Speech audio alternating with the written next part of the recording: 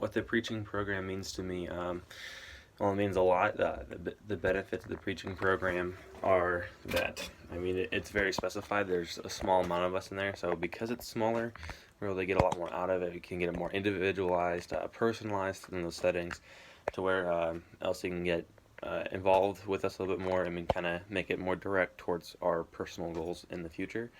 Um, the uniqueness of LC's preaching program, I think, is honestly LC because um, I talk to other people at different schools and they don't have as much integration with the real world as we do with it. What I mean by that is the opportunity to go to breakfast on Friday mornings with his congregants. That is actually going out and practicing something that's very crucial to be able to be a minister. And not a lot of schools have that incorporation.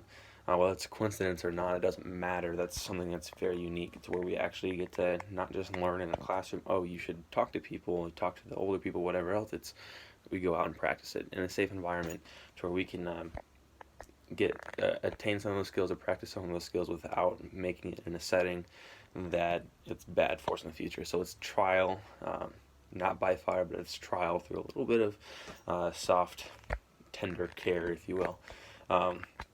There's a ton of opportunities with the requirements for 3 of the preaching classes to preach outside of class, as well as the new service learning stuff where we have to preach outside of class 3 times a semester, whether we're in those classes or not.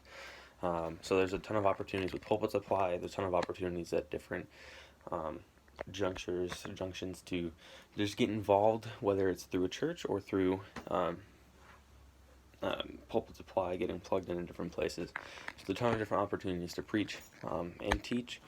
Oftentimes, a lot of preaching majors are also SFG leaders, so we also get the aspect of practicing teaching rather than just preaching, and how it's impacted my calling. It's moreover solidified it. There's been times where I've tried to think, what is something else I could do, what is something else I would do, and I can't think of anything other than preaching. And going through this as a preacher's kid, there's some things that are like, well, duh. And other things are like, all right, this is the side of the things that my parents had taught me that they couldn't teach me because I was their kid and they weren't going to tell me the personal side of things in the church. It's kind of cool to kind of approach those things and then look back and reflect on, oh, that's really what was happening during this event or this point in time while we were in the church. Yes, this was really hard, but now I better understand it because we're applying those things that we're learning from it. So it's really just kind of solidified it and said, yes, this is what you're doing.